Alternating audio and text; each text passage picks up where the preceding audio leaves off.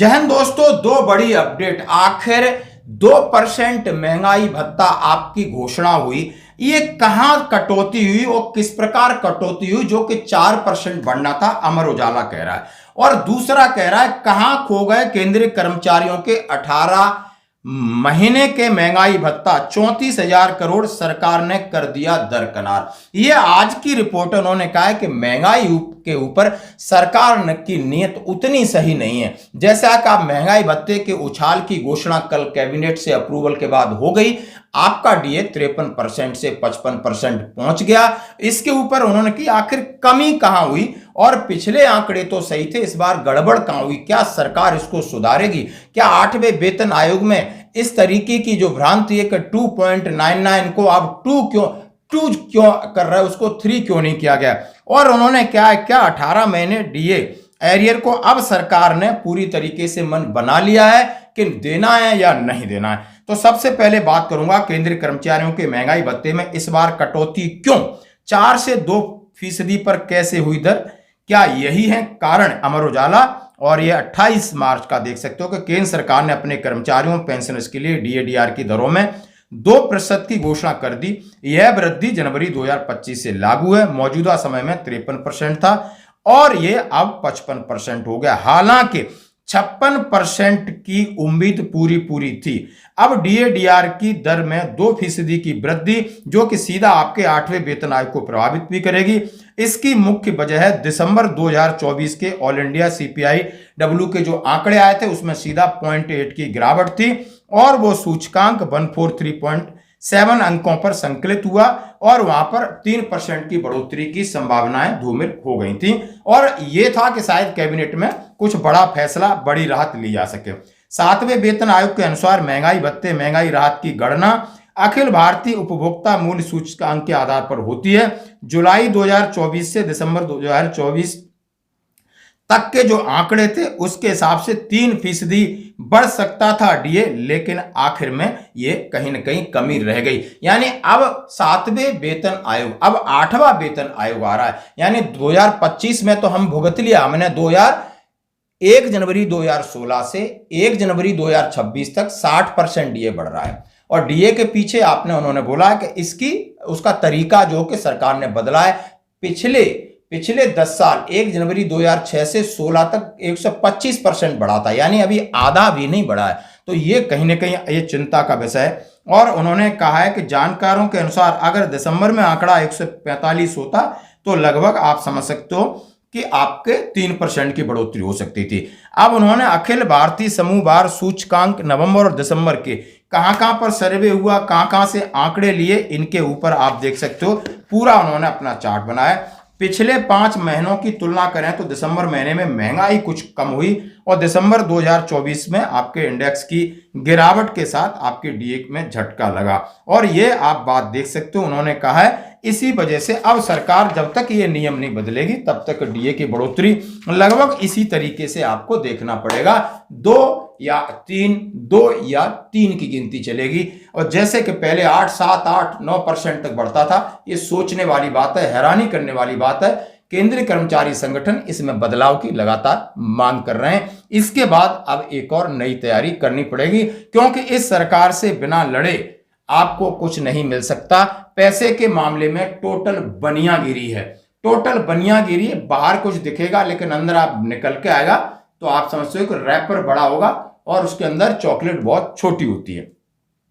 अब दूसरी बात उन्होंने इसके साथ ही अमर उजाला ने लिखा है कहां खो गए डीए, कहां खो गए केंद्रीय कर्मचारियों के 18 महीने महंगाई भत्ते और 34,000 करोड़, आखिर सरकार क्या लेगी एक्शन? केंद्र सरकार ने शुक्रवार को अपने कर्मचारियों के लिए महंगाई भत्ता की तो उन्होंने घोषणा कर दी, लेकिन साथ में उन्होंने 2020 में वैश्विक महामारी के विपरीत वित्तीय प्रभाव द्वारा 2020 से 21 में जो राजकोषीय घाटा था उसको पूर्ति के लिए उन्होंने केंद्रीय कर्मचारी पेंशनर्स के 18 महीने का डीए-डीआर 34,402 करोड़ रुपए बचा लिए थे। सांसद आनंद भदौरिया ने लोकसभा में 3 फरवरी को डीए-डीआर की बकाया राशि जारी करने के लिए सवाल पूछा। उन्होंने कहा कोविड-19 के दौरान केंद्र सरकार के कर्मचारियों पेंशनर्स के लिए महंगाई राहत 18 महीने की रोकी दी थी और उसके लिए उन्होंने कहा है कि अभी जारी नहीं करने के कारण पूछा तो उन्होंने कहा है कि सरकार अपने कर्मचारियों द्वारा व्यय किए जाना सुनिश्चित करने के लिए इसे जारी कर सकती है, लेकिन ये अभी देश की लड़खड़ाती अर्थव्यवस्था को बढ़ावा देने में सहायक होगा। हाँ, यदि हाँ तो उनका जो जवाब क्या था, उन्होंने कहा है भाई हमने 3 किस्तें रोकी थी, लेकिन अभी सरकार इस स्थिति में नहीं है कि आपको 18 महीने डीए एरियर दिया जा सके। यानी ये सरकार अगले 5 साल आपको 18 महीने का डीए डीआर एरियर नहीं देगी। ये बात उन्होंने अमर उजाला ने क्लियर कर दिया। अब गेंद है कहां? कर्मचारी संगठनों के पाले में। जैसे कि इन्होंने कहा है कि अगले सवाल सीधा बता दें कि जेसीएम स्टाफ साइड को लेकर विभिन्न कर्मचारी संगठन, फेडरेशन, एसोसिएशन डीएडीआर के बकाया 34,402 करोड़ रुपए लौटाने का आग्रह कर चुके हैं। वित्त मंत्रालय में ऐसे कई संगठनों ने अपना प्रतिवेदन दिया है, संसद में सवाल उठे हैं, लेकिन सरकार ने अभी तक कोई आश्वासन नहीं दिया है। इससे कर्मचारी पेंशनर्स को राशि मिलने का कोई संकेत नजर नहीं आता है। केंद्रीय बजट में भी सरकार ने इस बाबत कोई घोषणा नहीं की है। डीए की बकाया राशि जारी करने के लिए कई कर्मचारी संगठनों की ओर से आवेदन मिले हैं। हालांकि सरकार ने इस संबंध में कोई ठोस भरोसा देने की बजाय साफ तौर से कह दिया है कि मौजूदा परिस्थिति में डीए एरियर को जारी करना व्यवहारिक नहीं है। अब संसद में सवाल उठ रहे हैं, यानी केंद्रीय कर्मचारी संगठन लगातार कह रहे हैं, और alliance of all ex serviceman paramilitary forces welfare association ने भी वित्त मंत्री सीतारमण को मेल भेजा, चिट्ठी लिखी कि कम से कम हमारे पास और क्या चीज है, आप कम से कम डीए का एरियर जारी करिए। माननीय सुप्रीम कोर्ट में गुहार लगाई। उन्होंने भी कहा है कि आप किसी का हक नहीं रोक सकते और आपको ये रिलीज करना पड़ेगा। National mission for old pension scheme Bharat के अध्यक्ष डॉक्टर मंजीत सिंह पटेल कह चुके हैं कि 18 महीने डीएडीआर का बकाया कर्मचारियों का हक है। केंद्र सरकार को अविलंब इस राशि को जारी करना चाहिए। तभी तक सरकार ऐसा कोई रुझान नहीं दिख रहा है जिससे कि उम्मीद बंधे और वह राशि जारी हो सके।